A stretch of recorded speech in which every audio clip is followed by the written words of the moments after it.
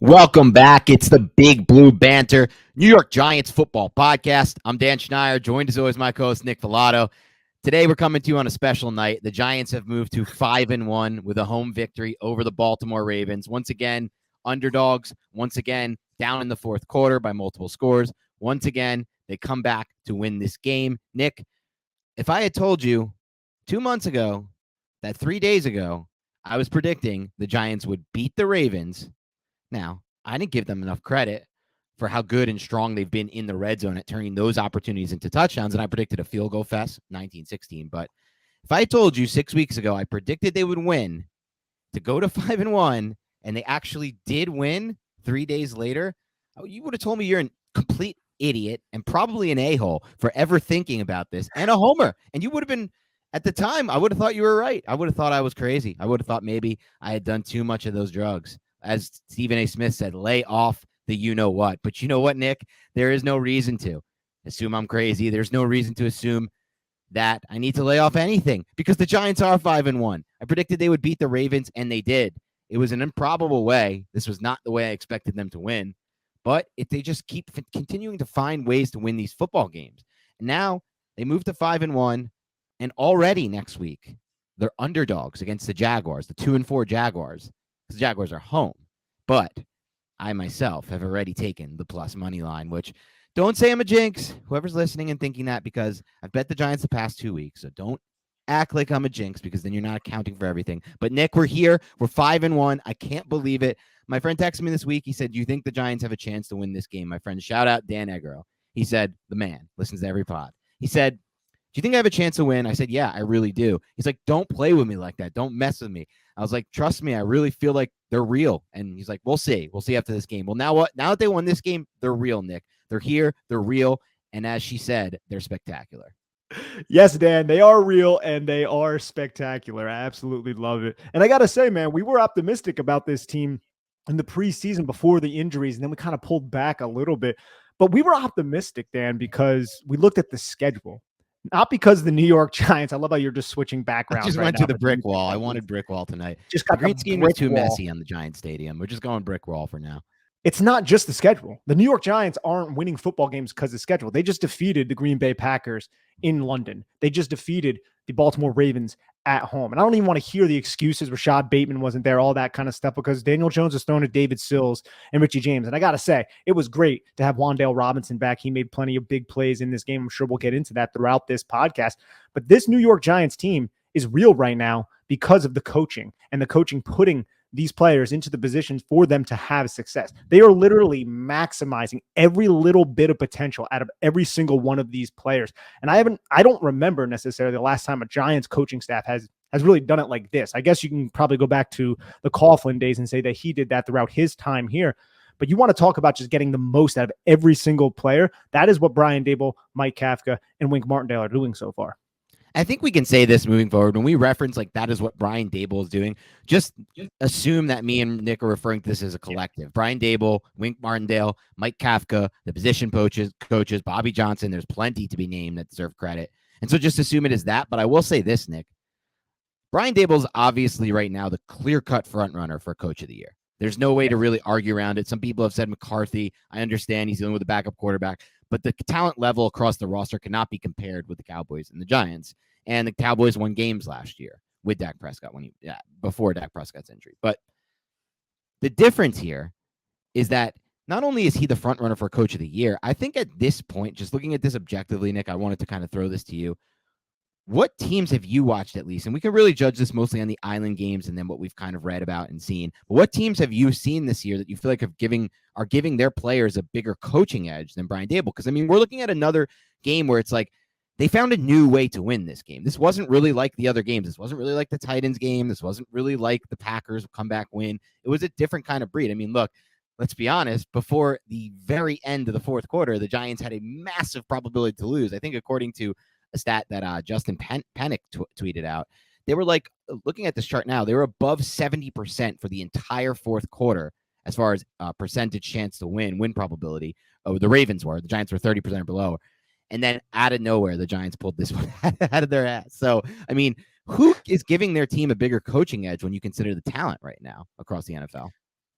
Honestly, you got to look at, I guess, the Bills, but that's because of their talent, and the Chiefs are also because of their talent. Now, Andy Reid, you can't really take anything away from him, but even like teams that were going into this season that we thought about in high esteem, like the Chargers and teams like that, like I look at their coaching staff and I laugh. That's the point that we're at right now. Because like you have Justin Herbert, and yeah, you're having injuries, but I don't even want to hear about injuries if we're kind of juxtaposing the New York Giants next to your team, because the Giants are a very beat up team at the moment, yet they are still winning football games. So if you just want to compare coaching staffs with teams like that, the Chargers, it's like, no, like their coaching staff is holding them back, if anything. Like our coaching staff, the New York Giants coaching staff, that is, they're doing an excellent job winning these games, or at least putting their players into positions to execute. And then the players are actually executing, Dan. And I got to say this too, man. And I'm not saying that the Giants are lucky or anything like that, but it just seems like lucky situations are falling in favor of the New York Giants at the moment. Like the Ravens are making stupid mistakes. They're taking stupid false start penalties. They're getting a dumb 15-yard penalty on a Dafe Owe for unsportsmanlike like stupid stuff like that are going against them. And then the best part about it is that's on the Giants' opponent, but the Giants are finding a way to make them pay after they make their stupid mistakes. Like the opportunistic style of this New York Giants team, not even just on defense in terms of getting the sack fumble, getting the interception, but also making teams pay when they make stupid mistakes. That is one of the bright spots I feel like so far throughout this season. It's something we've kind of seen every single game so far. Yeah, every single game we've seen it. I was kind of trying to debate this in my head, Nick. The Bills are interesting because they have so much talent. I really wouldn't put them in that group. To me, the teams that could probably have a case for it right now are the Eagles. You got to love what Gannon's doing on defense, and I think they've really done a better job on offense too. They become more pass heavy as they always wanted to be. So much talent, though, dude. So much talent, true. So they're not, I would say, the Giants are doing a better job coaching than them because the Eagles have more talent. So I wouldn't put the Eagles ahead. They're in the mix for me.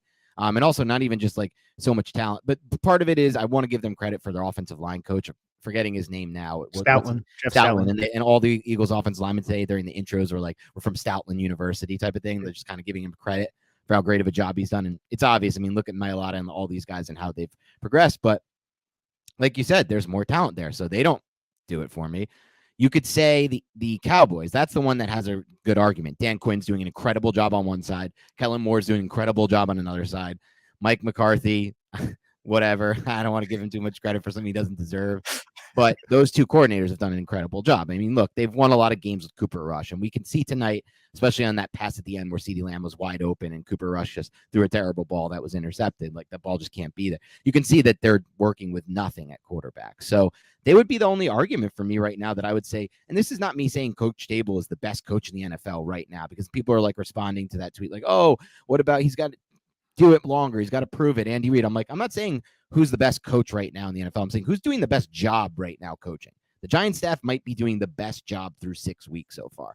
And I think it's fair to say they are doing the best job through 6 weeks. I couldn't think of a single other team. I mean, Belichick, obviously that is in the mix with Bailey Zappi. Whenever you have to go to a third string quarterback, you deserve credit for winning football games, right? The Jets, we got to give the Jets credit for winning football games. It's not like they have an incredible amount of talent, but the best team I think is the 5-1 Giants, because they've beaten the Ravens, they've beaten the Packers, they've beaten the Titans. So I would have to give it there. And I think right now the Giants have the best coaching edge through 6 weeks in the NFL. Yeah, and that can always change. And like we said, man, there's so many teams that are going to be watching the film and adjusting to what the Giants adjust. I feel like there were a couple times in this game, Dan, that you were probably watching the tape, correct me if I'm wrong, and you saw Kafka do something, you're like, I know exactly what he's doing. Like when they were down in the red zone and they did the quarterback draw. But I like the little adjustment that they had on it this time. If you looked to the bottom of the screen, they ran a slant off of it too. So Daniel Jones does the quarterback draw off the fast 3 to the boundary side. He actually had a slant. I think it was Marcus Johnson or Darius Slayton, but he ends up getting kind of like sacked, tackled at the line of scrimmage, whatever you want to deem it. So even then, after we were like, oh yeah, we've seen this before, it's like, oh wait, now they add this little wrinkle to it that Daniel Jones could have kept it. And if that linebacker pinched up, he could have just turned it right into an RPO and threw it for a touchdown. Yep. And you're seeing wrinkles every week you're seeing new wrinkles in the offense. The run game obviously didn't get going as much. We'll get into some of the specifics there, but I think something you mentioned that's interesting to me is like there is something to it. There's no science behind this take, so it's just kind of a field take, but there is something to when you're a team that has done what the Giants have done, and that's win 3 games trailing by 10 points or more, which, by the way, is tied for the most in franchise history. this is a stat that I saw. I'm trying to give credit to who put this. I'm sorry if I don't give you credit. This might have been CBS Sports that tweeted this. But the only times they've ever done this in franchise history were the 2016 when they made the playoffs, 2011, and 2007. So that's a fun parallel. But more importantly, my point that I'm trying to make is when you are a team that does win 3 of your first 6 games after trailing by 10 or more points, there's a different feel on the sideline. I would imagine, like, I have never played football, but I would imagine there's a different feel on the sideline when you do fall behind and it's the fourth quarter and you're not used to losing these types of games. You're used to actually winning these types of games. So now you're expecting to win this type of game and you're not panicking. And, Saquon Barkley made a point of this in the postgame presser. He's like, I got to give credit to Kafka. He didn't panic when we fell down by a decent amount of points and start to like go into pass heavy mode, spread it out. And he stuck with the run game. And obviously they didn't really spring anything too big in the run game, but it helped the Giants and helped them stay balanced in this game. So I think there is something to having the experience and the preparedness of actually being through those games where you're trailing by 10 or more and making the comeback to win.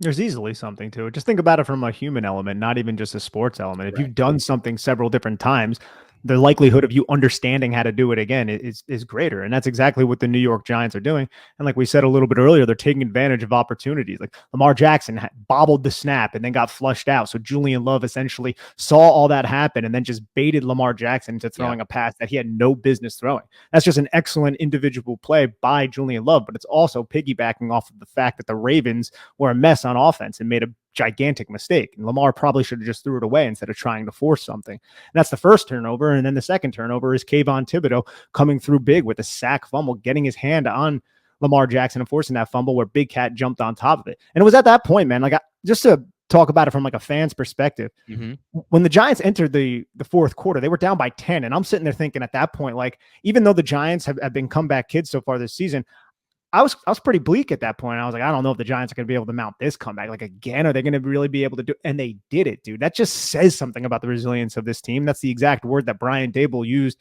at the podium. But is there a better adjective to describe this New York Giants team than just absolutely resilient?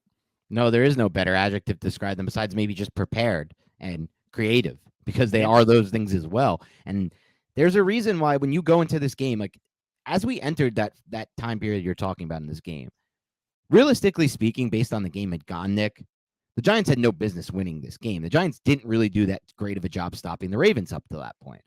And they needed the plays that they made to have any chance, really. Yeah, there is a little bit of luck to a bad snap that the quarterback has to try to, reconvene. But like you said, and Julian Love said this in his postgame presser, I baited Lamar Jackson into throwing that pass. He's like, I wasn't even covering the guy I was assigned to. I was purposely trying to make a big play there and bait him into it. And it was a great risk worth taking because it worked. He left the guy open with the purpose of knowing that he could bait Lamar into thinking that he can make that throw. And by the way, Lamar at that point had collected the bad snap. He picks it up. He doesn't have the same kind of post-snap vision he would have if it was a good snap. So at that point, if Lamar does roll, picks his eyes up, and sees something he sees open, he doesn't have the vision to know, oh, that's just the safety baiting me into making that throw. And David McKinney was right in his face, too. Right. Remember, David McKinney came unblocked in at Lamar, too. And he's got pressure in his face. So he doesn't really know what's open. He only knows what's open, what he sees immediately in front of him. And that's a great job I love there because he knows he can do that once that ball is fumbled around and picked up on the run. And he's got McKinney coming in with pressuring. So that's just a really heady play by Julian Love, like you discussed. But that's a game-changing play, that interception. And a great return, by the way. The return set them up for the touchdown, which is another huge play. If you get tackled right away there, if you try to cut that outside and beat the sideline, then who knows? Maybe the Giants are forced to settle with 3 there. It was a really easy setup after interception. Then obviously on the sack fumble, I love what Kayvon Thibodeaux said after the game. Did you hear what he said about the coaching and how they prepared him for the situation there with the coaching? But also at the same time, he knew Lamar was going to have a chance to have to throw the ball have to hold the ball longer. So he had a chance to kind of make that kind of play, or a time to kind of make that play. And so it just feels like they're prepared every step of the way, these players, based on the coaching. And they're fully bought in too. Like they are hook, line, and sinker, fully bought into everything that Brian Daboll is selling right now. Why would you not be? They consistently put you in the best position to have success. Like what we said in the past, success equals wins, which also typically stats follow with wins, which essentially ends up getting you paid. So this is going to create an atmosphere where free agents are going to want to come to New York and play for the Giants for if Joe Shane wants to pursue any type of free agents. It's like a total 360 from what we, or 180 from what we saw last year in terms of just an atmosphere and a culture and just players buying in and really wanting to invest their time and their passion and their love and all of that into what is being preached here. And the Giants, dude, are 5-1, 5-1 right now. Who would have thought? Like Paul Rudd's popping the champagne. He's saying, not me. We know that's a fact. But guess what? We're here right now. And then we got 2 straight road games against Jacksonville and Seattle to follow up. Those won't be easy, I don't think, but 2 winnable affairs. Yeah, you're right. I mean, we'll get to those games as they go. They're both not. No game is easy, I don't think, for the Giants. The Giants haven't had any blowout wins yet. No game has been easy, and I don't think any game really will be easy, with the exception of maybe the Commanders games. I have zero respect for the Commanders right now as a football team. I hope that doesn't come back to bite me. And I could see some of those other games potentially going their way, like the Lions specifically.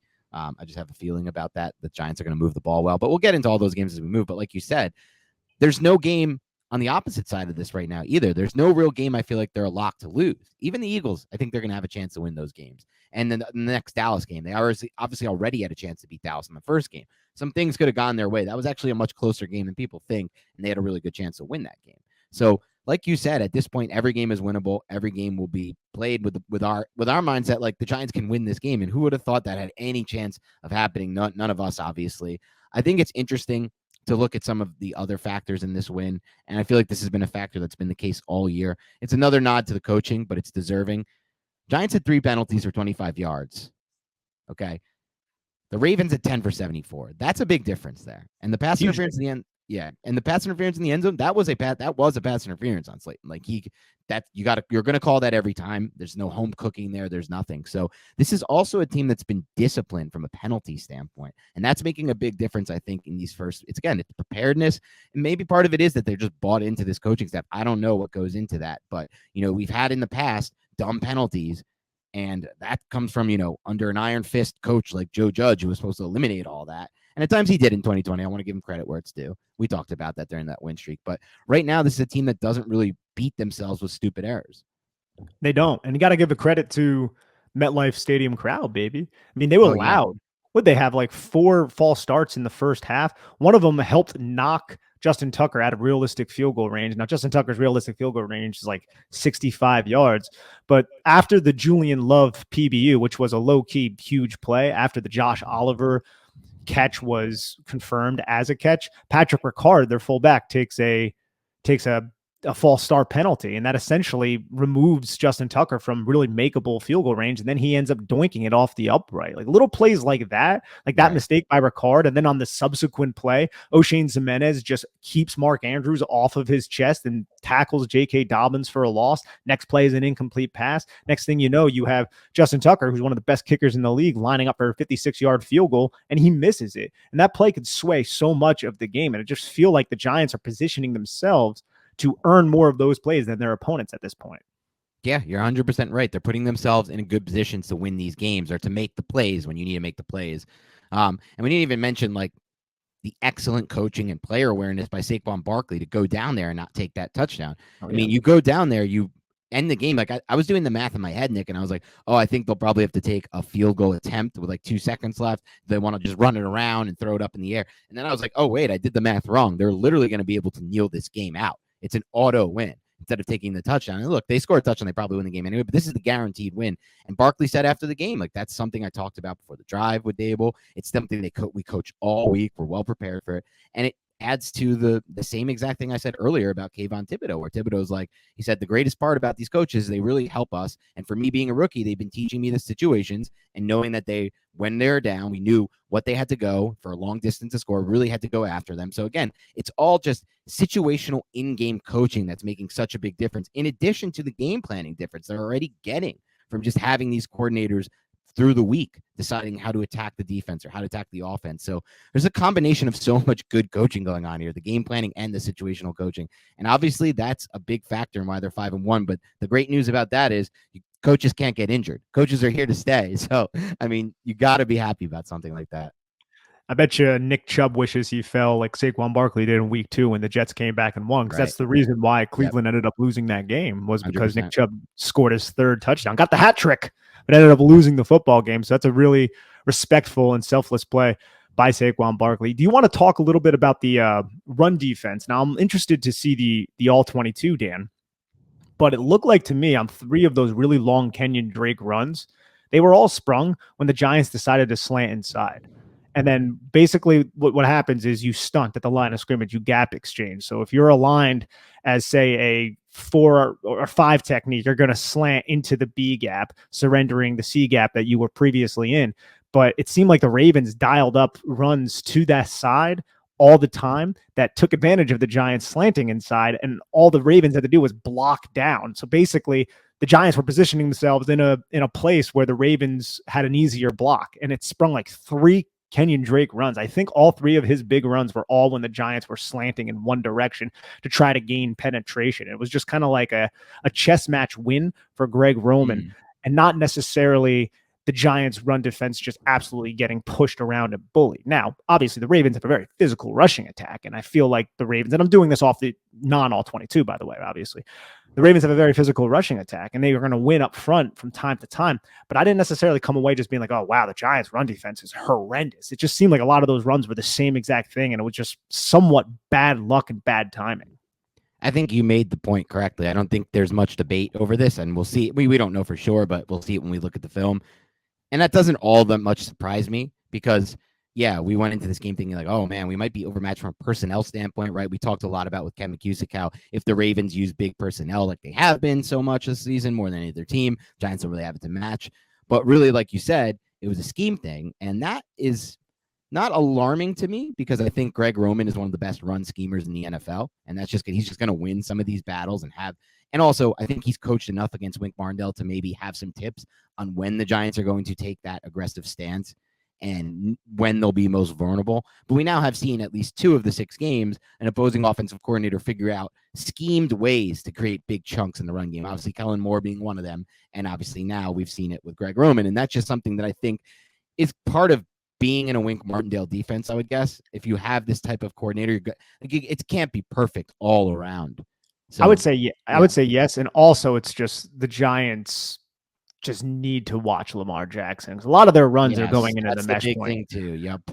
It's just you have to pay attention. You don't have that backside defender. That backside defender is eliminated from the play because he has to respect Lamar. So now you're already working in a -1 situation some of the times when they're running to certain sides, and the Giants, have to be really, really refined in terms of being in position. And the linebackers, I don't know if they were as disciplined as they've been in the past because they have to pay attention to Lamar Jackson. But the All-22 will bear all that out, and we'll break it down extensively on the All-22 podcast and the YouTube. Please check it out. And I'll say this because I also, obviously, once we get to all of that all-22 analysis, and again, as Nick said, for those new to the podcast, hearing it for the first time, we do a breakdown of the offensive film on all-22 film and the defensive film. Now we're putting them up on YouTube. You could literally watch the Giants game film with us as we talk through each play. Pretty good experience, I would hope, for the listener. Who knows? We've got some great feedback, so hopefully it doesn't sound too conceited. But I feel like I also want to check out why the Ravens were it seemed like they were able to just get whatever the hell they wanted over the middle in the passing game to the tight ends, just whatever the hell they wanted at all times. And we'll find out what that is all about as well on the film. I'll wait for that. If you have anything there, you can say in a second, or you can drop in now. But one thing I want to say is, watching this game, Nick, I did really get the feel for the power and the value of a player like Lamar Jackson. I know he had 2 horrible turnovers at the end of this game. I am not saying anything. Those should not be taken away, right? The interception was a bad interception.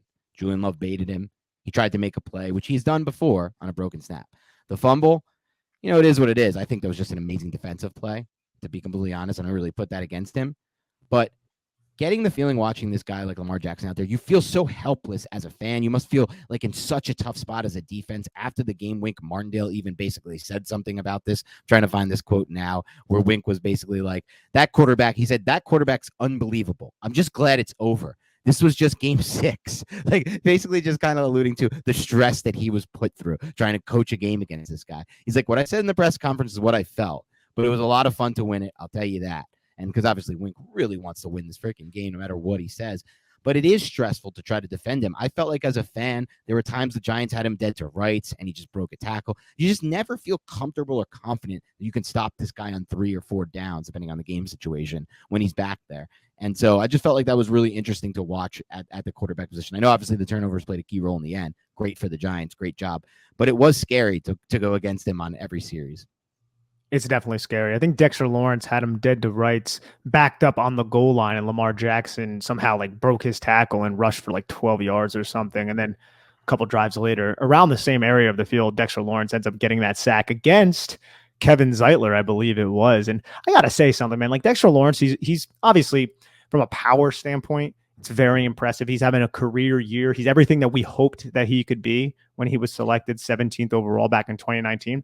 But I think something that we haven't necessarily talked about is just how efficient he is with his hands. His hand usage, I feel like, has developed quite a bit over the offseason. He's so quick at landing that rip move and getting to the half man and then just absolutely lifting the offensive lineman up essentially off the ground to just use his leverage and power to run through opposing offensive linemen. And it's just something I've noticed the last 6 games. And I just think there's really no way he's going to lose that skill. I just think he's now developed it. And I think Dexter Lawrence is going to be the guy that we really wanted. I don't think this is a blip. I think he is now like a Chris Jones type of player on this team. I love that breakdown. And if you think about it like that, like this is a player who in year 4 going into year 4 in the offseason for year 4, learned a move that's now dominating, right? This is a move that right now, whoever he's gone against so far, have these interior offensive linemen have not been able to get a grip, and they have not been able to really recover against this move. He's using his power, but also, like you said, his quickness, and he's developed as a pass rusher. Like you said, hand usage is arguably one of the more important things for a pass rush, especially when you're on the interior of the defensive line. And so if you can maximize your hand usage, or even just take such a big jump like you mentioned with his hand usage, because I'm sure there's still room to grow. He would probably tell you that, and that's just for any defensive player. But if you can make that jump, your jump is real. Like you continue to stack the sample size of you beating these interior offensive linemen over and over, and that jump is real. I saw it was interesting this week with the Giants positional coach. I'm now blanking on his name. It's been a long week. Andre Patterson. Yeah, Andre Patterson, who was talking about how they really wanted him when he was in Minnesota. They wanted to draft him. They almost had a chance at him. And he was talking about how he always felt like this is actually the position he's playing now within this Wink Martindale defense is what he always envisioned for him as a way to maximize his skill set. And I think it's pretty clearly obvious at this point that Dexter Lawrence is the best version of himself within this Wink Martindale system. I would say so, yes. Even though the sack, I believe the sack came against he was a 3 technique. Yeah, he wasn't when he got this. I think that has assisted him. I think when you line him over the center's like, dude, I need help. I can't block exactly. This guy. Could you imagine going up against a guy like Dexter Lawrence? Because you have to prepare for the power. You have to prepare for that. He's 350 pounds and he's explosive. But now that he's added this ability to use his hands so effectively and quickly, you have to also prepare for that. So you're sinking your hips, you're embracing for power, and then he pulls you forward and just lands a rip move, and now he's all the way past you and you have to turn around. Like he that is so difficult, Dan, to defend. That is incredibly difficult to defend. And at this point, man, if he continues to do this, and now it should only get better with Big Cat back in the lineup, you're probably going to get Azeez Ojulari back eventually. It's a defensive line that we knew was going to be good. I think the potential for it is much greater than we originally anticipated. Yes, 100%. The defensive line could now be the Giants are a 5-1 team, trending in a really good direction right now. I think at this point, we'd all be disappointed if they don't make the playoffs. I think that's fair to say without getting too far ahead of ourselves right now, right? They're a 5-1 team. They have a winnable schedule, and they're winning all these games. But there's going to be a defining aspect of this winning team. They continue their winning ways, right? Maybe push for the division. Who knows? The Eagles games still haven't been played. At worst, the wild card, they get it. There will be a defining reason, one unit that I think is the best unit by far, and it will be the Giants' defensive line. I think that's obvious. They have some moments they have some really nice flashes on offense, great scheming. Daniel Jones has been playing really well, best of his career. Saquon Barkley's their big one guy off there. But it's not like right now the Giants have an Eagles offensive line that's just controlling and dominating at all times. They have some good moments in the offensive line for sure. It's been much improved over the years. This is not an Eagles level offensive line. But this defensive line has the potential, like you said, to be one of the 5 best defensive lines in the NFL. I really feel that way with the trajectory for Thibodeau and the trajectory for Lawrence. And then you consider what Leonard Williams and Ojulari could potentially add to that if healthy. Because with Lawrence, it's like okay, you line him up when you line him up over that center and you have him match up against the center. If he now has what you're describing, which is an edge, or even if it's not an edge, let's just say massively improved technique, at all times, when you think of it just from like a physics standpoint, Nick, there's very few centers in the NFL who really pose a good matchup for a Dexter Lawrence type. He's like 6'4", 330, moving like he's 270. And a lot of these centers are pretty undersized. That's just a trend in the NFL. Center is not a big position. It's a really difficult matchup. So now you have that one matchup. In addition to you got to worry about the edges with Ojulari and Thibodeaux, and then Leonard Williams. Let's not forget about him. I mean, it wasn't his first game back, but he's going to also get back into what he was doing before the injury as well. So you really have the upside for this season. As soon as this season, one of the best defensive lines in the NFL. I really do feel that way. And that's not even bringing up Jihad Ward and O'Shane Ximenez and even like Tamon Fox and players like that. Like that's a deep defensive line room at this point because they are getting pressure and they're setting edges and they're doing everything you ask for from them in terms of being a run defender. Like think back to the 2007, 2008. Yeah. What are you laughing at? Well, I'm laughing at because I was just thinking back to literally like not that many months ago where we had David Mayo on the edge. You're talking about the depth. We haven't even talked about the depth. We haven't even had to use Ellerson Smith yet. Who knows? He could be something in Wink Martindale's even. Obviously, we've seen everybody else maximized in this defense, but like just thinking about like you mentioned the depth is great now. It's so funny how these positions work out, man. We thought the corner depth was great at one point. It bottomed out. Thought the receiver depth was so good. They bottomed out. Now the D-line depth, the edge depth, something we thought we never, we haven't had in a long time. Now we have that too. Well, think about it, man. Like Nick Williams is playing well, right? Like you're getting valuable snaps from Justin Ellis. Like go back to 2007, 2008 when the New York Giants won the Super Bowl. You had like role players like Dave Tollefson. You had starters who weren't like the elite guys on the defense like Matthias Kiwanuka to back up like Justin Tuck, Osi Umenyiora, Michael Strahan. Like it was depth, and those guys can get rotated in and they could stay fresh. And I feel like the talent might not be that good. Obviously, you don't have like a Michael Strahan here, but you still have a deep rotation of competent football players who can win one-on-one matchups. Right. And you have two ascending possible stars in Dexter Lawrence and Kayvon Thibodeaux, with Leonard Williams, who is already, I would say, an established star. I think it's safe to say. And then Azeez Ojulari, when he's healthy, he has a ton of potential. That's not even factoring in the role players. So I think the Giants' defensive line right now, it's something to be really happy about. And I really think Wink Martindale is going to do everything to put these guys in a position to create those one-on-one matchups by using second level defenders and nickelbacks and cornerbacks on blitzes sometimes to really keep those offensive lines honest. It's something that we saw in this game. It's something that we've seen in the previous 5 games, man. So it's exciting. It's really exciting. This isn't a fluke. Okay. It's not a fluke. Are the Giants the Chiefs? No. Are the Giants the Bills? No. Are the Giants winning meaningful football games against competent NFL teams? Yes. And that is something to be ecstatic about.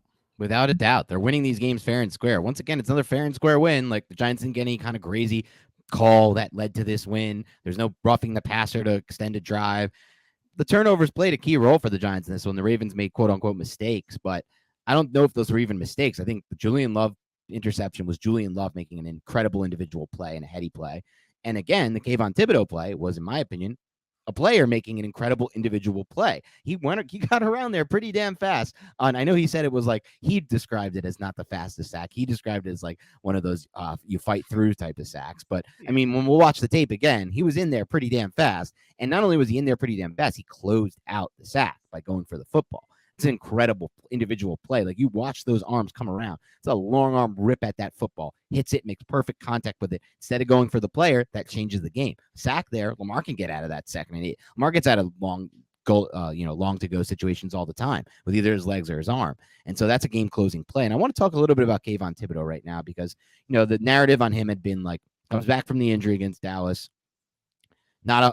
Not playing amazing football. He's gone a few weeks. Oh, no sack. He must stink, right? People are saying, this is not Giants fans. Giants fans are informed, especially hopefully if you listen to this show. But there's been a lot of talk in the media, like, I saw like rankings the other day, like here are the edge pressure rates from one of the PFF guys, and it was like 4 guys drafted, no Thibodeaux. It was like Karlaftis and like the guy drafted after Karlaftis, and I'm like, all right, we can throw this, we can add Thibodeaux to the mix here.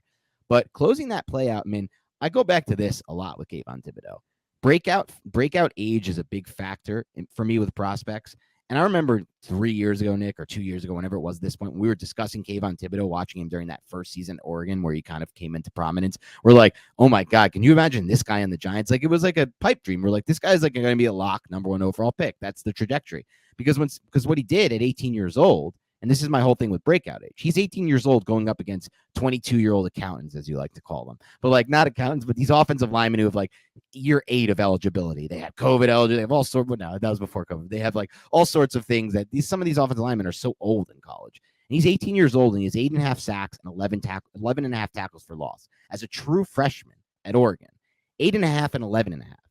Those are insane type numbers, and those show the flash and the upside. If you're at 18 years old able to do that against 20-plus-year-old linemen that you're going up against on a weekly basis, what can you potentially be, right? He's a young prospect right now with tons of room to grow. So I feel like this was a moment that's going to kind of mark his ascension into what he's going to be. And he's going to end up being the guy that's getting the accolades that people are not just Giants fans are talking about as like this dominant edge.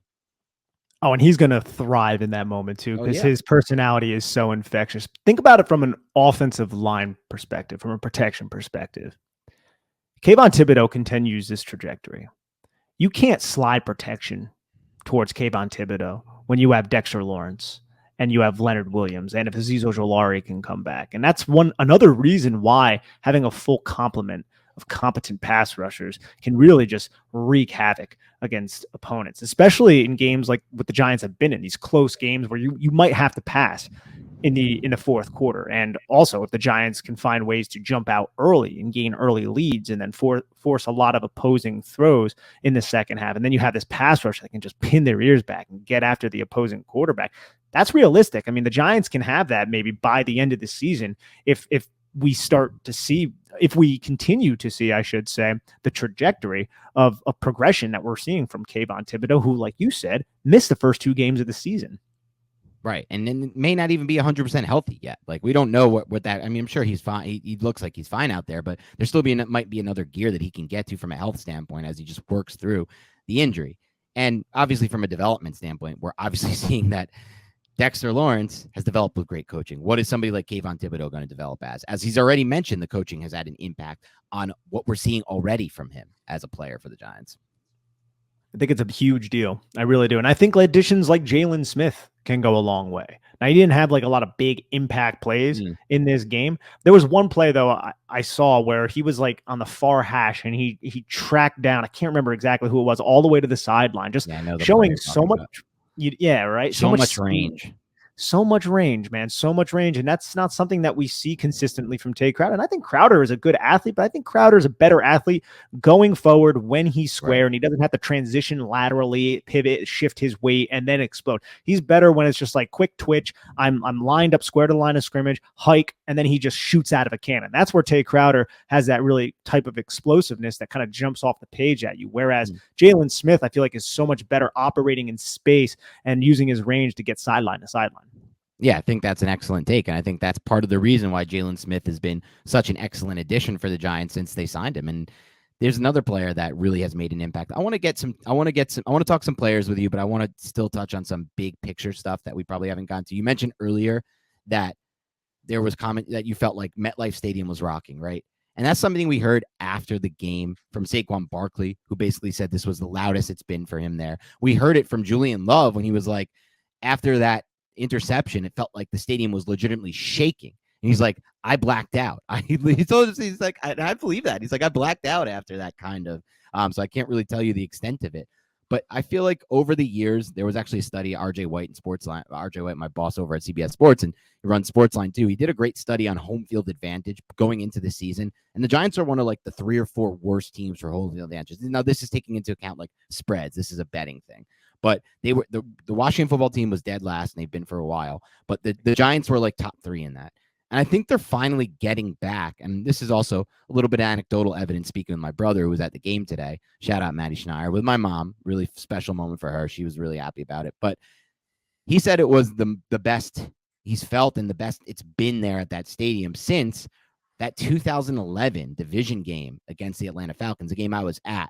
And that was by far and away the most rocking a game that I've seen at that stadium. Now, if you go back to the old Giants stadium, the 2000 Vikings game I was at, the championship game, that was probably a louder and more rocking game.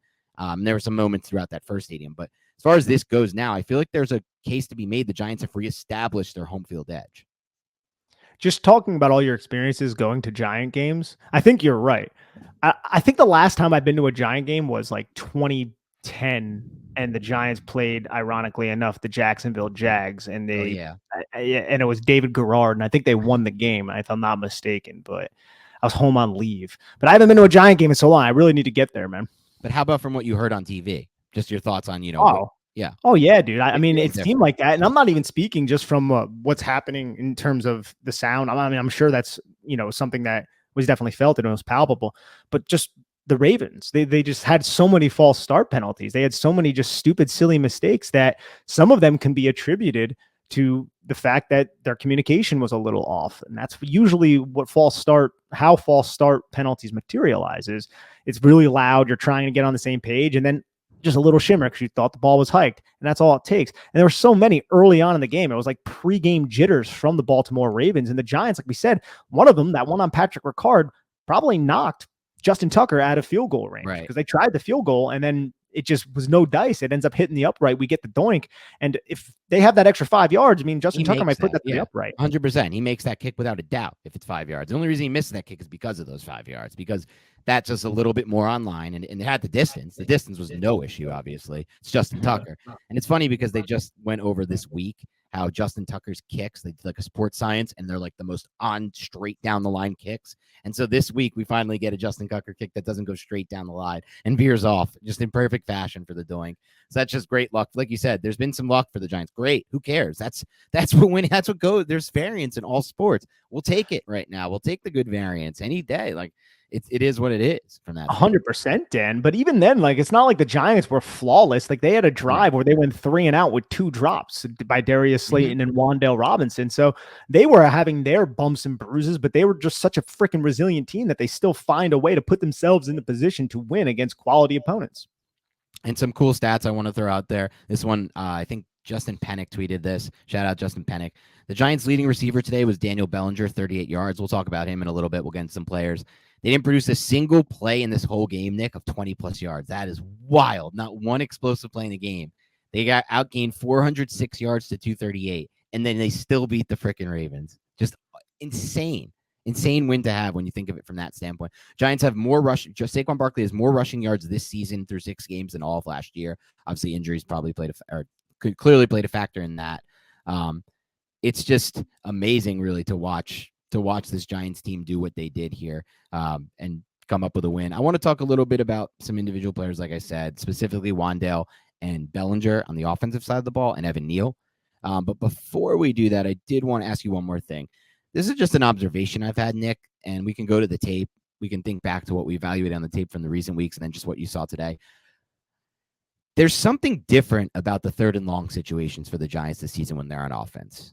Just from my memory over these last 2 seasons with Garrett, we're throwing past the sticks and we're creating opportunities that were just not there in the pass game. Like today, yeah, we had some drops. There was one ball that kind of looked like it hit the helmet through the hands and hit the helmet. But the opportunities that we're now getting on these 3rd and longs, they're not like, oh, look around, scan around, nothing's open, check down, no chance, short of the sticks. These are actual throws past the sticks, and there's actually open receivers now, or at least the design is getting receivers open.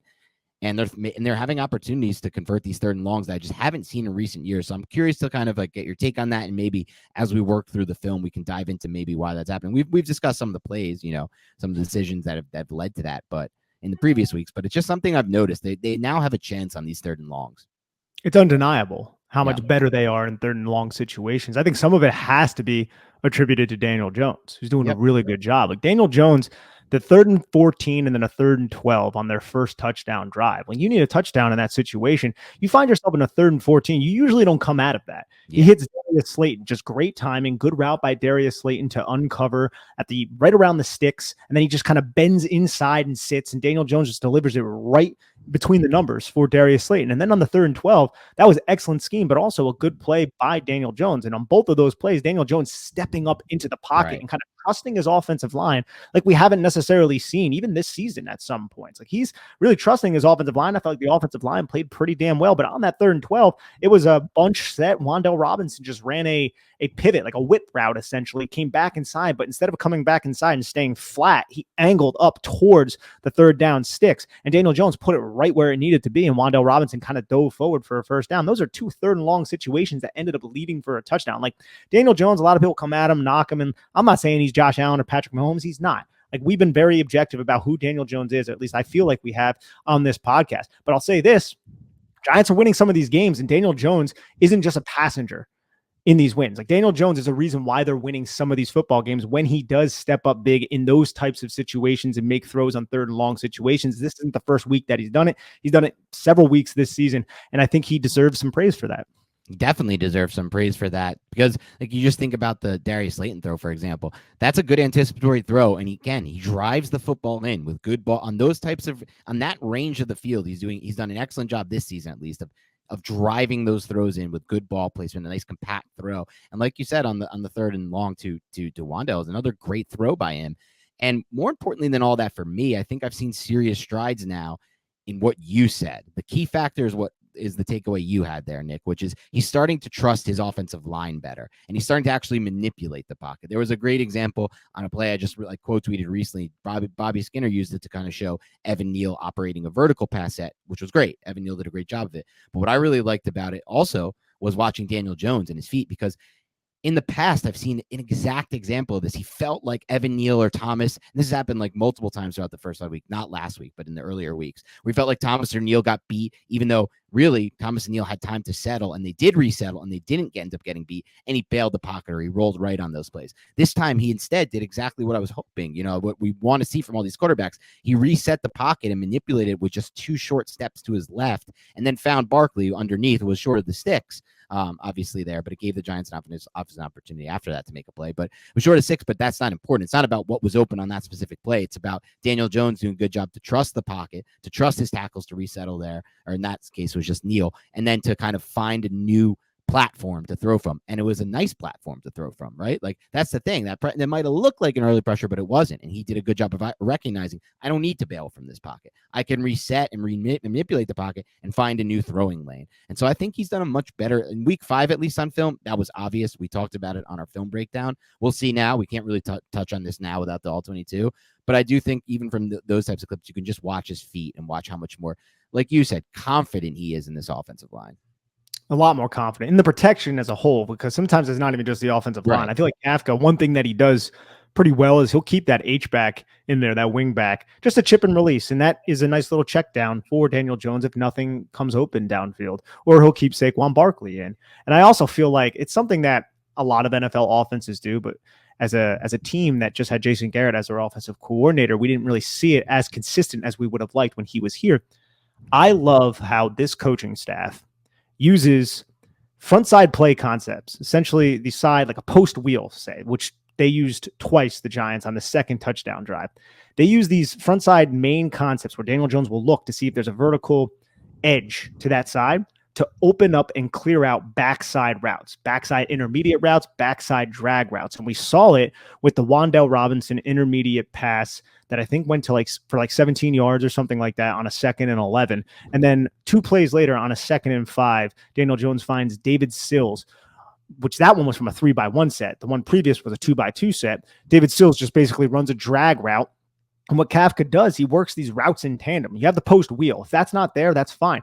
What he did with the number 3 receiver on that 2nd and 5 was he took Daniel Bellinger, and Daniel Bellinger's sole job on this play was to run directly at the middle linebacker, just to occupy the middle linebacker. And then what happens? Mike Kafka and Brian Daboll will just bring that backside guy, number 1 receiver from the backside, and just run a drag underneath that middle linebacker who is occupied by the number 3, with the number 1 and the number 2 clearing out those other routes. So there's number 1 and the number 2 clear out all those other routes.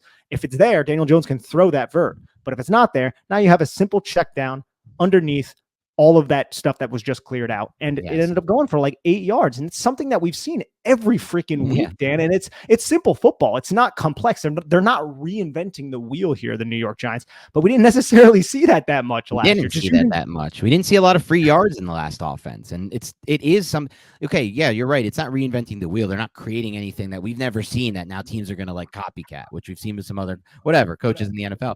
But taking the free yards and knowing when to take them is a really important factor in coaching in the NFL. And that's not something we had in the last offense. I will say that I feel like some of the stuff that Kafka is bringing to the table, it's very Andy Reid-esque. It's very Chiefs-esque. Yes. Post-wheel is, and post-wheel isn't reinventing the wheel, but some of the RPO stuff that they're using, especially feels very Reedy. Yeah. It's very Reedy, but that stuff can get adopted. Now, people are adopting it from Reid, but the one play was like a full house with 3 running backs on the field, Gary Brightwell, Saquon Barkley, and Matt Breida. And they ran a fade with Matt Breida off of an RPO with Gary Brightwell hitting the A-gap. Jones tucks it, and then he runs along the line of scrimmage and just drops like a little like fade right to Matt Breida, who gets absolutely nailed. But little plays like that, that's a way to get the defense thinking. The defense is thinking, well, what's going on here? Is it going to this guy? Oh, was Daniel Jones keeping it? And are these guys lead blockers who have to step up to Daniel? Oh, no, it's a pass. Like, it gets the defense on their toes. Every week we have said this, man. I don't want to be redundant here, but I do believe the creativity of this offense deserves the type of praise that we're giving them right now. And it's just something like we said on the Mailbag podcast. I'm a little scared, man, after the season. The Giants keep this up. Mike Kafka, that name is going to get thrown out there a lot. As it damn well should. And we're not being redundant. I don't think we're being homer based, because I think me and you watch enough football, enough of these island games, and then whenever the Giants are on, to know that we're not seeing this from all these offenses. You're not seeing this from Cliff Kingsbury's Cardinals. You're not really seeing, like, that's the craziest example of it. Obviously, that's the extreme, but you're not seeing it from a lot of these offenses. And so it deserves praise for that reason. And like you said, that first of all is an amazing catch by Breida. It's a great design too. And there was the other design where he has Jones. There's so many of these plays where it's like Jones is the option to either run or throw. But by that point, there's been so much eye candy on other players, like with Saquon Barkley coming in motion, that like so many of these other, there's been already so many other fakes within the play that once you get Jones on the edge, like you said, there's only one guy left to stop the run or stop the pass. And then what are you going to do? It's a lose-lose for the defense. It can all be boiled down to something we said at like the beginning of the Jason Garrett era. Like he doesn't have enough plays where he's putting defenders in conflict. Because I really feel like that's what NFL offensive coaching is all about: finding a way to put a defender in conflict where he just has to make a decision and it's wrong either way as long as you execute it right, which is another thing. But this is a coach who's doing that a lot more often. Like you said, it's not reinventing the wheel, but it's just figuring out ways to get that edge, to get that whenever it is, to find a way to put that defender in conflict. Absolutely. And it's also like they're attacking laterally. They're attacking up the middle. They're attacking in every different manner. They're not predictable at all, the New York Giants right now. Like even on the Wandell touchdown, that is a simple touchdown. You align in a bunch to the field, everything reduced off the ass of the offensive tackle, and you just take your number 3 receiver and you run them to the flat. You use your number 1 and your number 2 to essentially just create picks to reduce the traffic and just get your playmakers in space. That is like football 101. We didn't see that often last year. We just didn't. But it's being used now, and it's giving Daniel Jones these easy opportunities to accumulate the stats that he did not have in the previous 2 seasons. That's exactly right. Yeah. And you're seeing more efficiency than ever from Daniel Jones from a statistical standpoint, at least passing wise. Obviously, there's not much of an average depth of target yet, and there hasn't been much of a downfield game unlocked yet. So again, as long as you just keep Marcus Johnson on the field and Darius Slayton, I feel like you're going to have more opportunities for that coming up. Like, just keep speed on. My whole thing is just keep speed on the field. No offense to David Sills. He had a nice catch and run kind of in this game for him. And it's whatever. And he's a good blocker. And there was a time, like there was a play where I thought on the red zone play with Barkley, if it's Richie James that had a better block there, I think it was going to be a touchdown. To be completely honest, I don't know if you remember the play I was talking about. I think I'm not 100% sure. Yeah, we'll have to go back on the film. I think it was the one before I think it was one on the drive where they settled for 3, but I'm actually not positive about that. But I'm pretty sure it was on the drive where they got sacked in the red zone and then settled for 3. But yeah, you lose that a little bit, but keeping speed on the field overall is only going to help Daniel Jones get even more efficient as a passer. And that's the number one goal, to get more efficient as a passer, because there were times where I felt like having Marcus Johnson out there creating separation created. And you even said it with Slayton, like the play he made. There were plays that these receivers made that we haven't seen necessarily over the first 4 weeks when they had like David Sills running 97% of the routes or whatever it was. I think that's fair. And I also, if you look at if Marcus Johnson can maintain a roster spot here and he can continue to leverage his speed along with Darius Slayton's, and now you got Wan'Dale Robinson out there. Yeah. You have Saquon Barkley, who is just not only one of the fastest running backs, but one of the most dynamic and scary running backs to go up against. Then you have Daniel Jones and his speed. And that's one of the reasons why the Giants have won, not this game, but the previous 2 games before this, was because of Daniel Jones' speed. You're looking at an offense that actually has speed, which if you were to say that 3 weeks ago, we would have been like, no, there's not. David Sills is running. Like, Richie James is a nice player, but like he's not necessarily all that fast. But now you actually have speed when you incorporate Marcus Johnson, you get Wan'Dale Robinson back. And I couldn't even imagine if Kadarius Toney gets back healthy. I'm not counting on that right now. I mean, I'm hoping that it can happen, but we just haven't seen it. So hopefully that can materialize. Could you imagine this offense with a skill set like that? Yeah, I personally right now, Nick, I hate the rhetoric around Tony on Twitter. Like, people are making so many assumptions on his character without knowing him. Like, It's true. Who knows if he's just injured? Like, just dealing with, and that's like a whole other issue. Like, do you want an injured player? But he could just be dealing with some serious injuries right now, like bad hamstring injuries. He could just be a tightly wound athlete, and that's not on him. Like, so whatever with that. But I do agree with that skill set. But I want to talk a little bit about a few other things. I want to first give you a shout out, Nick, because I'm looking up. If you guys see me on the YouTube looking up, it's because I have my notes on the other monitor. But something Saquon said that kind of just like felt like right out of the Nick Filato playbook of things I've heard, and it's things we discussed on this. He said you got to give credit to Mike Kafka and all those guys coming into the second half, making the adjustments and also sticking to the run. We talked about that earlier, but this was the thing that stood out to me. Oh no, sorry, I'm reading the wrong one here. Sorry, because he also said it's easy when you're down by 10 points to give up the run and become a pass-heavy team. That's fine. That's a good quote. But he said in the second half, and this is on Mike Kafka, Barkley on Mike Kafka, we were able to get into a rhythm and feel. Not just myself, but we were able to get on time with all the offensive linemen tight ends. What he said was, and this was the part that I thought like right out of the Nick Filato playbook, we're stacking runs together, and then off of that, we're running naked or a waggle. That stuff helps. It builds it for us. And that's Absolutely. That's the crux. That's what Kafka has brought more than anything else. Look at the Daniel Bellinger touchdown. Like they ran like 3 times before that. And that's one of the things I think Saquon was referring to in his post-game press conference was, yeah, we didn't abandon the run. Well, they ran the football and they ran the football and they ran the football. And then they did what every time, whenever they do this to the boundary, it's going to be a play action pass. Whenever they fake it to the boundary, it's typically they don't usually run to the boundary on the stretch zone. They'll run to the boundary a lot on the power gap and things like that they have before this year. But most of the times they want to get Daniel Jones rolling to the field side with players from the boundary initially working across the field into space because you have more time to throw and more space to operate within. And that's kind of what happened with Daniel Bellinger. And on that Daniel Bellinger play too, I think the announcer brought up how David Sills and Daniel Bellinger might have ran the wrong route because they were both running the same exact route. But if you watch that play, David Sills, I don't know if this was designed or not, but David Sills angles his route initially, and they're running together, him and Daniel Bellinger, and then he just kind of like darts up the field, and they're both in the end zone, mind you, at this point,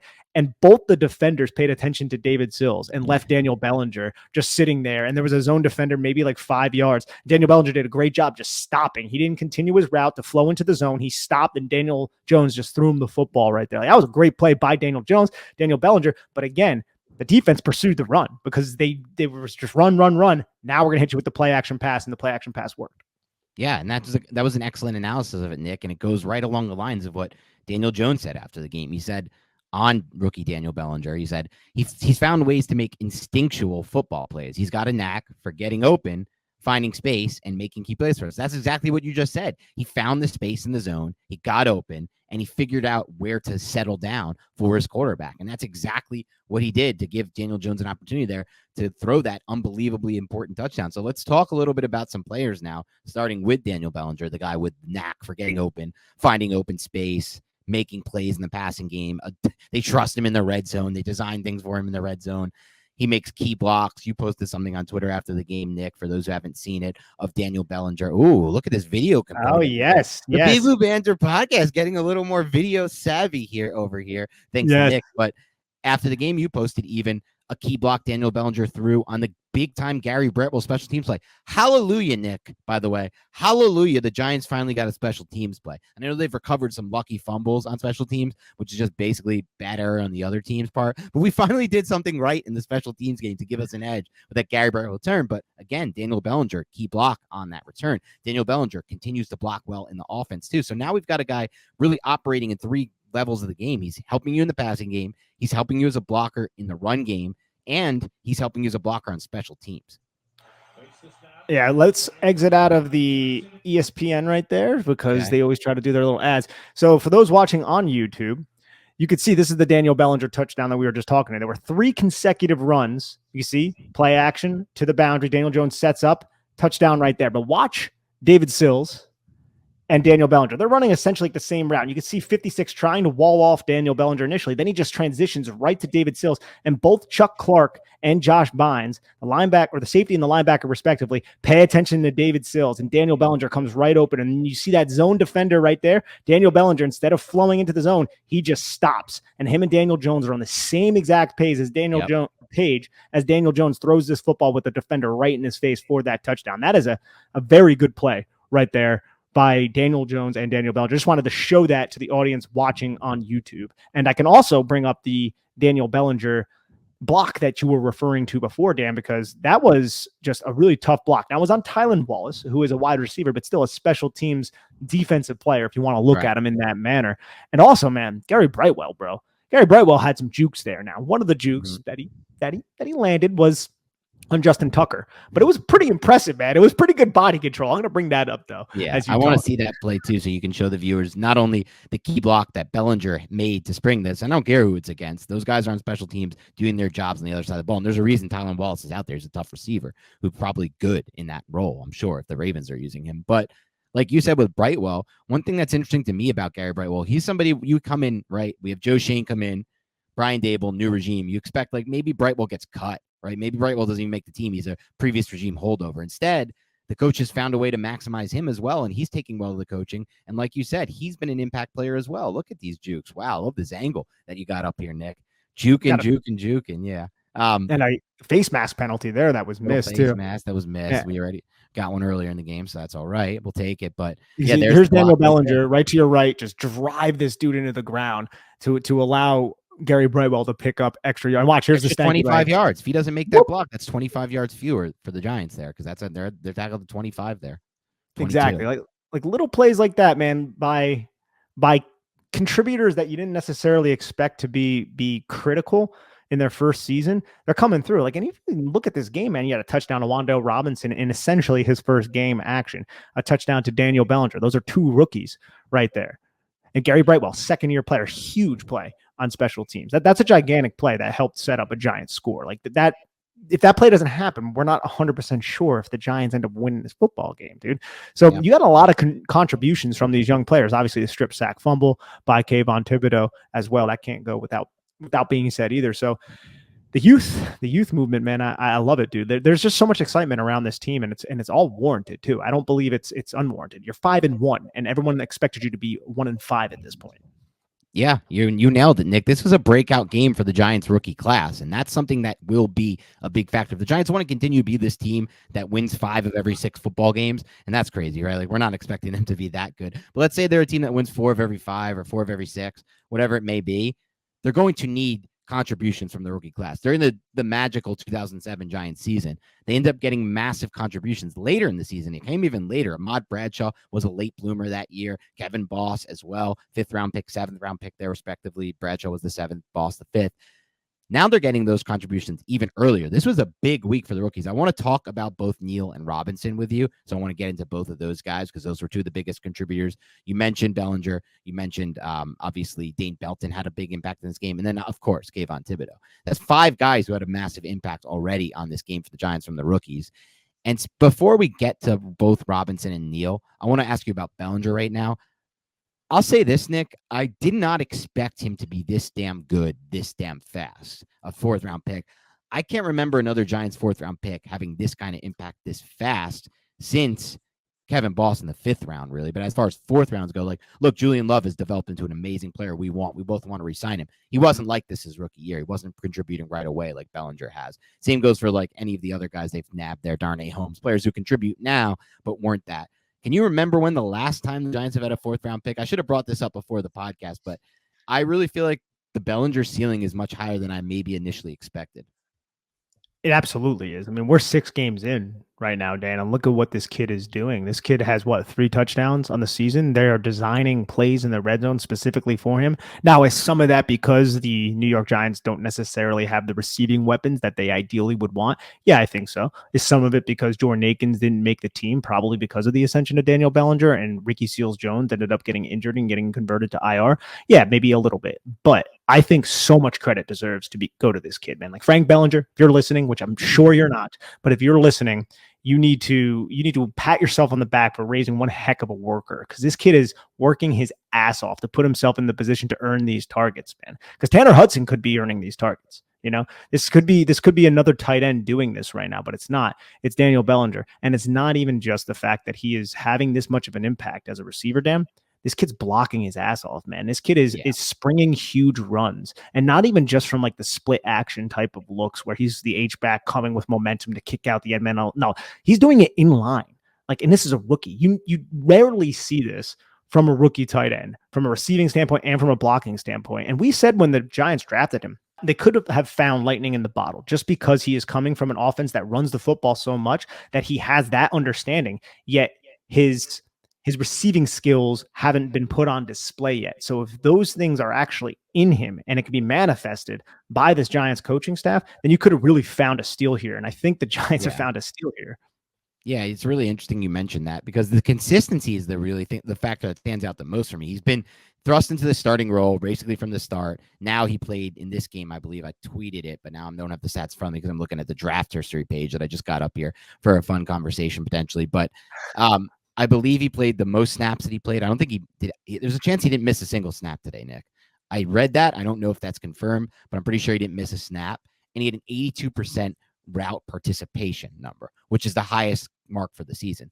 And he's earned it. Like you said, it's like you can talk about maybe like the start of the career for BJ Hill, who had 5.5 sacks as a rookie, or you can talk about like the start. I'm just thinking, and that was a 3rd round pick. I'm thinking round 4 or later. Like you can think about maybe like Shane Lemieux, I guess, some players like that. Essentially, I'm trying to look through some of these day 3, day 4 picks, like Darius Slayton, for example, as a rookie. You want to talk about day 3 picks? I'd say Darius Slayton. If you want to go back far, Ahmad Bradshaw now didn't really start. Bradshaw and Boss, right? Buffalo Bills game, which was late in the season. I think it was like week 16, but like that was huge contributions down the stretch of the season. And even with those guys, like, and for those guys, they are the guys ahead of them on the depth charts. But as far as like Slayton goes, there were still some moments of inconsistency during his rookie season. The thing with Bellinger that stands out to me is the consistency factor right now. And that's probably what has me most excited about him continuing to trend up as a gem and not be someone who falls out of the mix. I think it's a product of the offense and also obviously a testament to the kid, not taking anything away from him. But we've seen how Kafka designs the tight end to be an easy check down safety valve for Daniel Jones. And like we said, there's a lot of plays designed for him in the red zone. But how many times is he blocking, chipping, and releasing and then finding the space? His spatial awareness is excellent. For a rookie, it's insane. It's insane to see. But I think Kafka, coming from Kansas City, where they have quite the tight end there, I think he does a very good job finding ways to utilize his tight end position. And Bellinger hasn't really made any mistakes. So that's just keep feeding. Right. You really it's crazy to go 6 games and maybe, I'm sure there's been a couple here or there, but that's real. It's on one hand. You can count on one hand. And considering how many opportunities he's had to make a mistake already through 6 games, considering how often they're playing him and all these high leverage blocking situations they're putting him, and in addition to that, insanely high leverage pass catching situations. They're utilizing him a lot in the red zone. He could have a drop here or there, right? He could not settle in, as Jones said, find the knack for space. And that's also a skill set that's hard to kind of gauge, by the way. I think he might just be really good at, like, Zach Ertz has made a career of like beating zone and finding ways to beat zone. Like that could be a great example, Dan. Right? It's like Ertz is a good example of that. And that's not really measured. You can't come into the NFL and do a combine to figure out who's good at finding spaces in zone and getting on the right page of the quarterback. As you mentioned with the Bellinger touchdown, how Jones and Bellinger were on the exact right page there. Daniel. I love saying Daniel here. There's a lot of good Dans in the world. Anyway, you can talk about that, right? But that's not something you can judge. And I think, as you mentioned earlier, Frank Bellinger tweeted us last week. He's like, he's had a quote from his son, Daniel Bellinger, and shout out Frank Bellinger, Daniel's dad, who I think follows us on Twitter, or at least interacts with us a ton, me and Nick. He said, quote from Daniel, "I love blocking." And then today, after the game, Bellinger himself was like, "Yeah, dude, I just love blocking. I really enjoy it." Like, he enjoys the blocking. No offense, Evan Ingram never enjoyed blocking. I love the guy. He tried his hardest to block for the Giants. He really did give effort. It wasn't an effort issue but it wasn't an effort issue for Ingram. But at the same time, his effort wasn't the reason why he was a good or bad blocker, if that makes any sense. Like, he didn't love blocking, right? No one on the Giants would say that he loved blocking. Daniel Bellinger loves blocking. And so that's a great sign. He's going to be a good blocker if you love to do it. Absolutely. And he was an Aztec, man. He went to San Diego State. They block the heck out of their tight ends, man. And that's another reason why we love this pick, too. We're like, oh, he's going to be a good run blocker. It's going to be a stark difference from what we saw here at Evan Ingram. And I agree with everything you said. I think Evan Ingram actually developed as a blocker his time here, but he was still not a plus in that area. And it's hard to find a plus in that area because, like we always say, what Mike Mayock says, you got to lose slow enough. Well, Daniel Bellinger isn't just losing slow enough. He's actually winning some of his matches, especially when they were against second-level defenders and not edge rushers, because he's tasked to block like 260, 265-pound guys sometimes. And in those situations, he's losing slow enough to spring a Saquon Barkley 60-yard run. Exactly. You nailed it. So Bellinger is someone we're incredibly high on after this game. I want to talk a little bit about the debut of not the debut, but what I consider to be the debut of Wan'Dale Robinson, since he only played a few snaps before the injury in week 1. So this is stats according to Dwayne McFarland. Wan'Dale Robinson was on the field for 35% of passing plays, which, people are like, oh, he didn't play that much. That's fine. That was probably by design. But he delivered an eye-popping 36% target rate, targets per route run, and a 9.3 ADOT. The Giants are not a team that has had any kind of ADOT in their passing game. It's been it's been hovering around 5 for most of the season overall. 9.3 ADOT, 36% target per route run rate. Crazy stuff there. What it tells me, dude, is it's pretty clear this role is going to expand very soon in the passing game for Wan'Dale Robinson. The passing attack on the New York Giants is going to run through Wan'Dale Robinson. Like, it's going to be the Richie James role on steroids. And he looked good out there, man. He looks fast. He looked explosive, acceleration. All the athletic traits popped out to me. I will say, though, this is something we've brought up before. He does look small. I'll give him he's small. He's never going to grow. It's fine. Like he looks small out there, but despite that, he was still adjusting to footballs. He dropped the one on third down, which is okay. It's going to happen, but he's adjusting to footballs and he's making tough catches in tight traffic. And I think his role is going to do nothing but expand here. So fantasy football players, go and pick him up. And I'll say this about the drop on third down. I do think that is partly a traits-based drop for me, at least, because size plays a factor there for sure. It's less of a catch radius to make that play. Also, I've never felt like watching his film at Kentucky, he was the best hands catcher. I didn't think he was the most natural hands. That was a good example of that. He let that get in on him and on his helmet. Now, I still think those types of throws should be a little ahead of the receiver, if I'm going to be completely honest. I don't love the ball placement where it was, and that's been something on some of those throws Dan Jones has kind of put it in that spot, but it still is in a spot where it has to be caught. Regardless of if that's a perfect ball placement or not, it has to be caught when it goes through when you adjust to it, it goes through your hands, hits your helmet. But that's just something that, he'll probably work on, and that may just be part of his profile, but that doesn't define him. Having plays like that is not going to define a player if they're a contributor or not. Like, if you look at the total stat sheet of today, or not the stat sheet, if you look at the total film as we go back on it later this week, Nick, or tomorrow, we're going to be like, there were more positive plays from Wan'Dale Robinson than negative ones. And more important than that, it's alarming the rate he was targeted in his first game back per route basis and where he was targeted with the ADOT. And the ADOT is average depth of target. Yeah, and we got to even factor in the fact that his touchdown was like a short 1 yard downfield. Target. Right, exactly. That lowers the average depth of target. And we didn't even see him in the backfield, I don't think. No, right? That's coming too. Yeah. That's going to come. Like, you're going to see sets with Saquon Barkley and Wan'Dale Robinson in the backfield. And think about that. You split back with Daniel Jones, who's a good athlete in his own right. Those linebackers, you're going to need that defense to be in a personnel grouping like a dime or something. They're going to need to have a lot of light personnel out there because you could exploit those linebackers if they are in man coverage and you align it in some sort of coverage where you have Wan'Dale Robinson back there with Saquon Barkley. Yeah. Good luck, linebacker. Oh, my God. And just think about the plays where they're going to have fake handoff to Barkley Wandell in motion, Barkley in motion, fake handoff to Barkley, fake pitch to Rondell, roll out Daniel Jones. Now most of the defenders are already taken away from the play because of Robinson and Barkley. Once again, we get that one-on-one with Jones. He can either throw the pass to the outside, run, or now look what happened. Daniel Ballinger's blocking, and then he kind of releases off the block, and now you have the wide open 5-yard throw.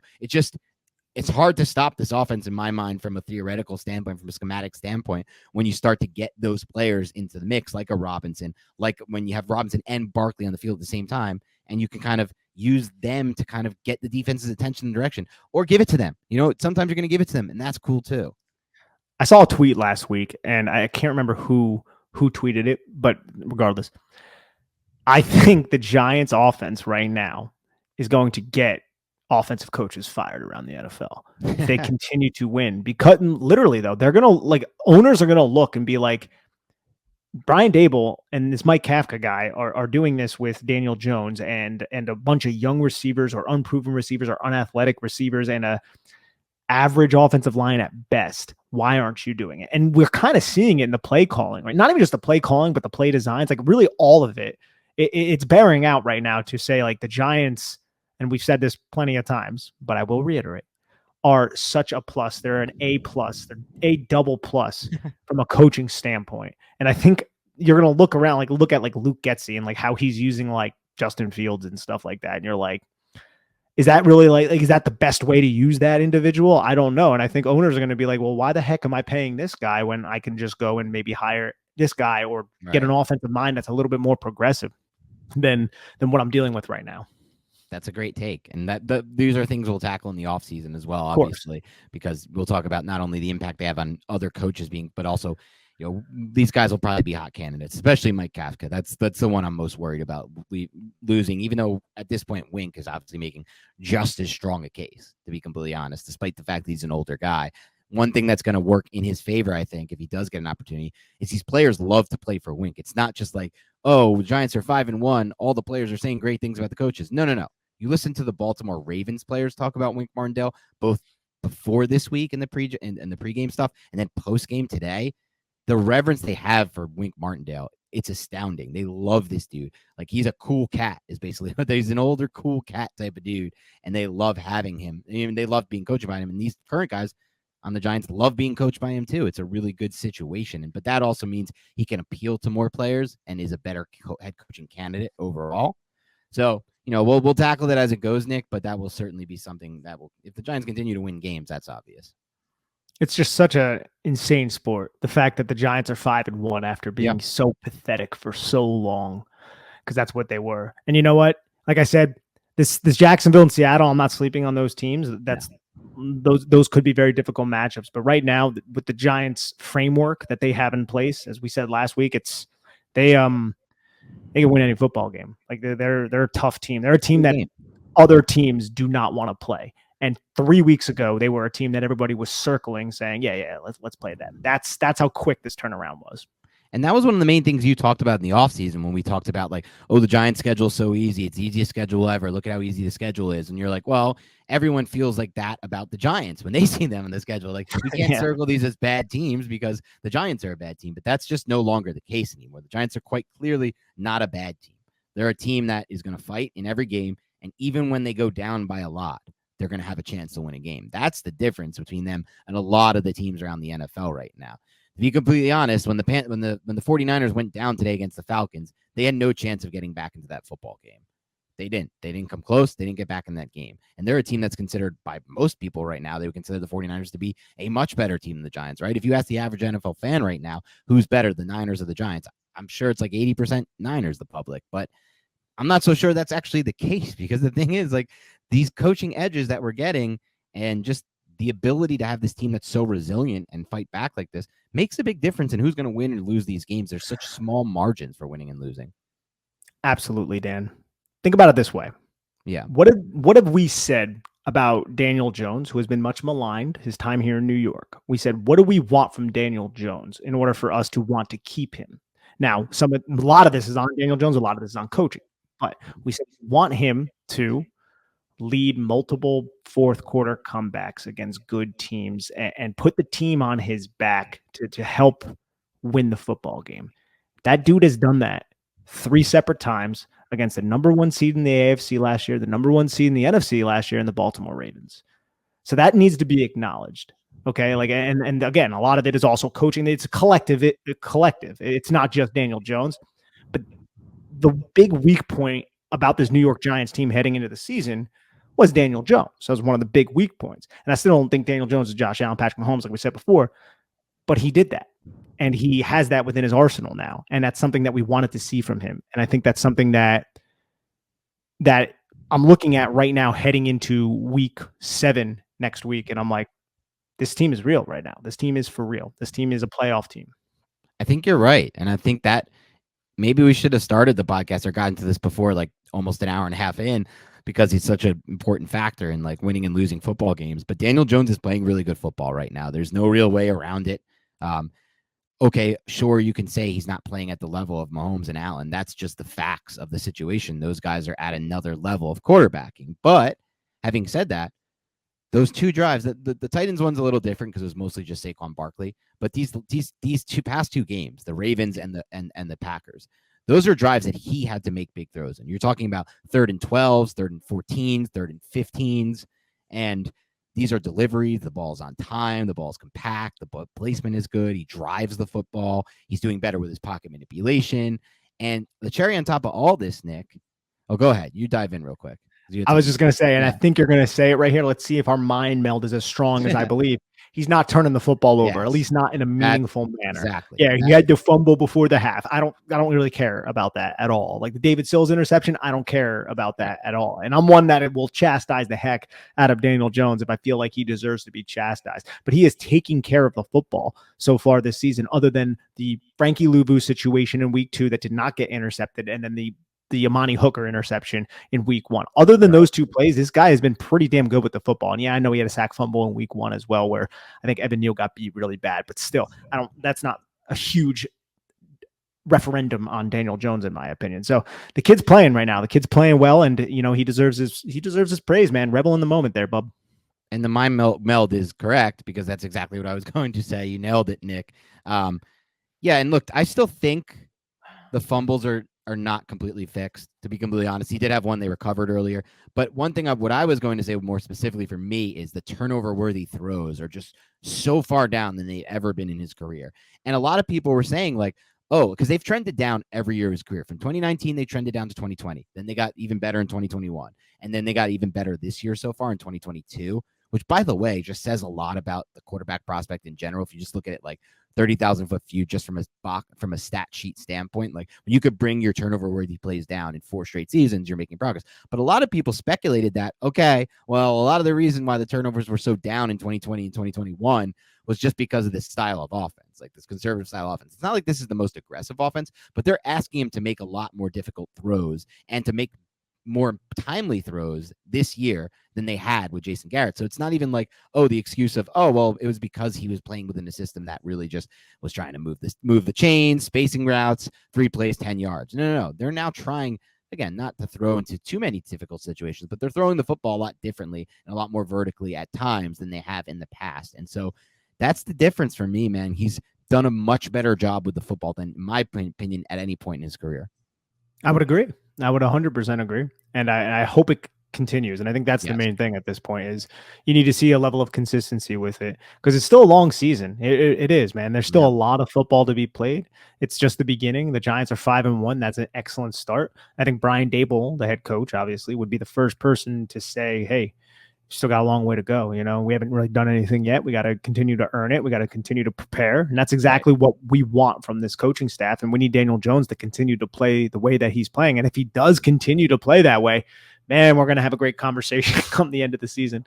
Yeah, you're right. And there was an interesting stat I saw about how the Giants, I'm trying to find it now, are one of the few teams in history that has started 5-1. I'm trying to see if I can find it as I talk through this. I've started 5-1, but they've all been one. Okay, so teams in NFL history that have started 5-1 while their first 6 games were all 1 possession games, Nick. There's only been 4 teams in history. This is according to Greg Harvey on Twitter. There's only been 4 teams in history. The most recent one was the 2020 Bears. I think that was the double doink Bears. If I remember correctly, that 2020 Bears. And so, like you said, I only bring this up to say, look, it's still a long season. They're 5-1. They still have room. They still have areas where they want to improve, and they'll tell you that right after the game. They don't want to start slow every week, right? This is not what they want to do. They want to be able to get off to a good start. Obviously, something they haven't done as well on offense, but it's just interesting to see that they've been able to really take such a small margin for error and be on the right side of it so often. Some people may say that's variance that come back to haunt them. What I say to that is they could still improve so much as a team that they won't leave as much room for variance moving forward. I still think that's in play as well. I think it's a little both. Yeah, I think it's fair to say that it's a little both. I mean, Randy Bullock makes the field goal in week 1. The Giants don't have 5 wins right now. Like, let's be honest here. But at the same time, I think you're 100% right to say the Giants are going to get players who are injured back, and they're going to continue to grow within the framework of Brian Daboll's offense. Now, I'm knocking on wood right now. Hopefully other players do not go down with injury. That's another big part of this. Right. But I think you're right. There's still a lot of room for growth, as Daboll said it in his press conference after the game too. So I think this is a week by week thing we're going to keep looking at. But you would have asked me 3 weeks ago, hey, Giants are going to win the next 2 games after the Chicago one. I'd be like, beat Green Bay, beat Baltimore. I would have been like, over the moon, Dan. I would have been over the moon. And here we are, 2 weeks later.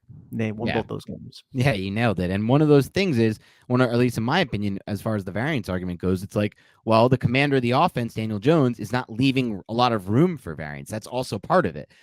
What leads to variance? Throwing turnover-worthy throws. What leads to variance? Sitting in the pocket to a point where you could get strip sacked.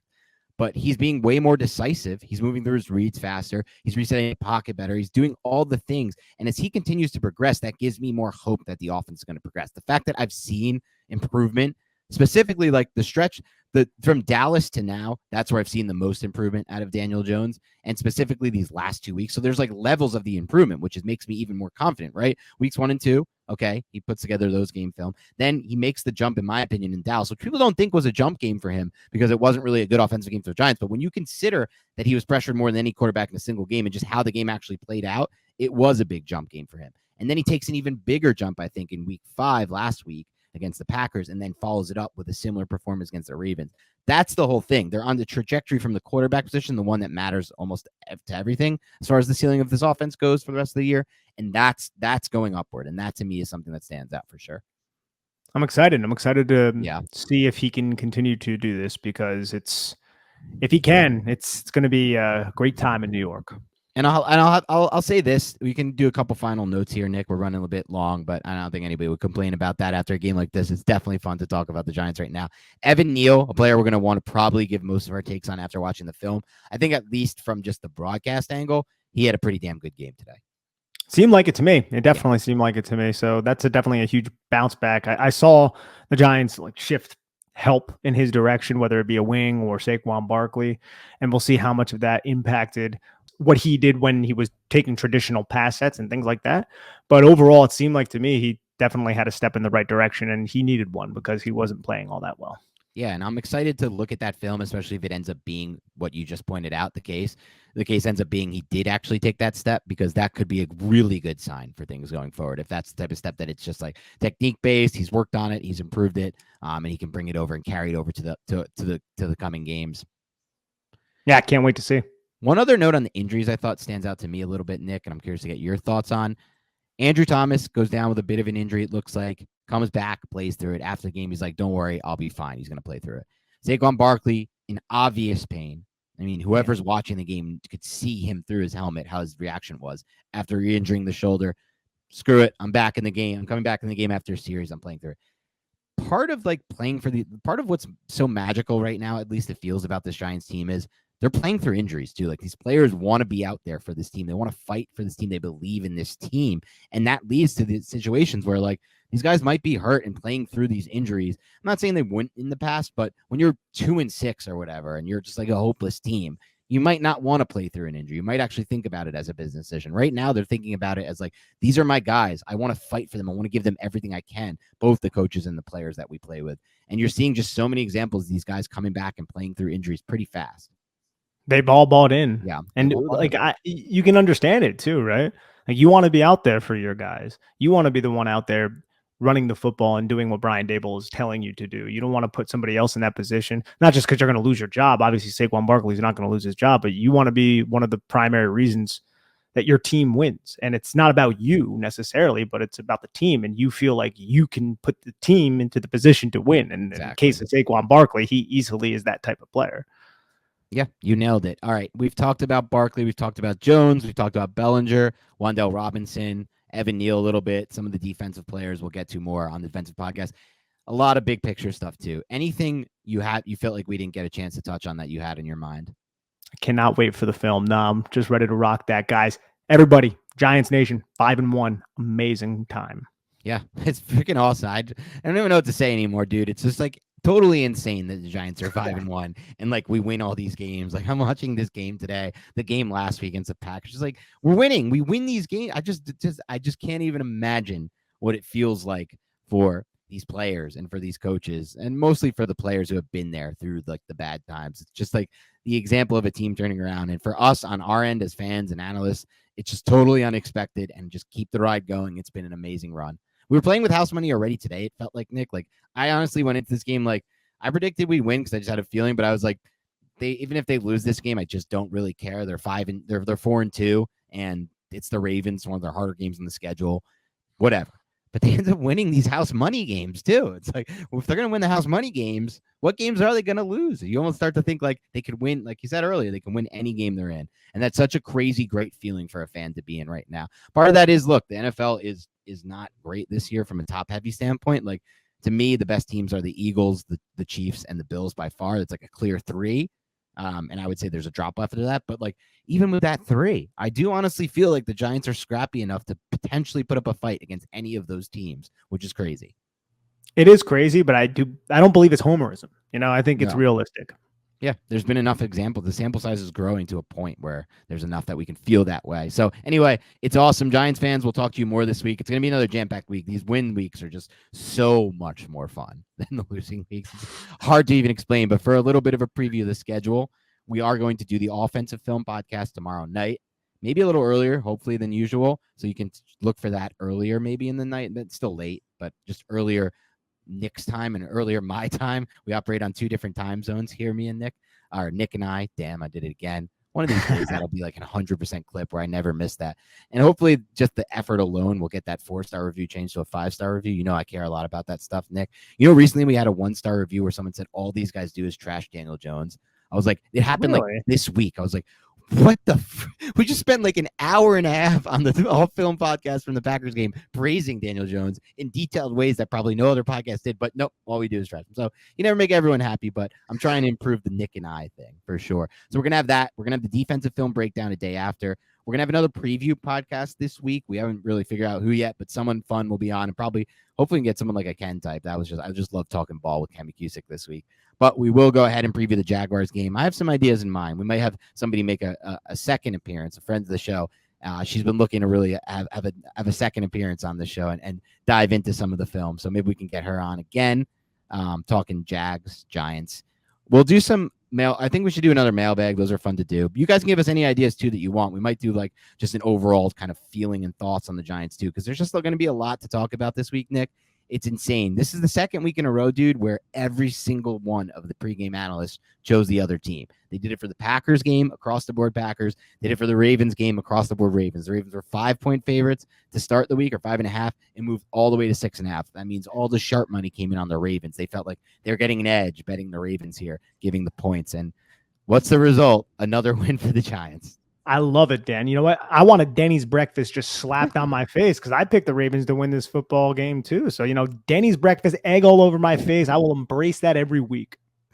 I just can't believe we're at the point where we're considering picking these games as wins, and then it's right. It's right. We picked a win. It's right. So, or one of us did, and you'll get the one next week. It'll be interesting to see the Jaguars game. The Giants are, like I said earlier, dude, they're underdogs in that game, which again is weird from a standpoint of they're 5-1. The Jaguars are 2-4. Well, you also got to think about it, and it's really weird just the way the schedule played out because the game in London wasn't a true home game for Green Bay. Mm-hmm. They've only had one away game, and it was week 1, which is kind of a different type of situation. So this is going to be their first away game, actual away game in somebody else's house. Luckily, it's Jacksonville, who doesn't have like the most potent fan base, but still, like it's going to be like a dangerous environment where it's going to be loud on third down and stuff like that. And they only have a week to prepare. Like week 1, they had so long to prepare. So that is a little bit different. Yeah, and that's probably being baked in for sure for that. And the Jaguars really need the other thought is like at least the sports odds makers from their standpoint, it's like the Jaguars really need this game. The Giants maybe could overlook them, but I don't think this is. That's the other thing with this coaching, dude. I don't think this is like a Giants team that's like overlooking anyone, right? We're not at that. We're not that type of team that's going to be overlooking. We know that every game is a dogfight, and I love what Jod Ward said. Man, we'll close out on that. Jod Ward's like, this was a legit fight out there. This is a dog fight out there, and we won that fight, and that's how it felt. It was a real battle by the Giants, a gritty, grindy win. So, just what you want to see.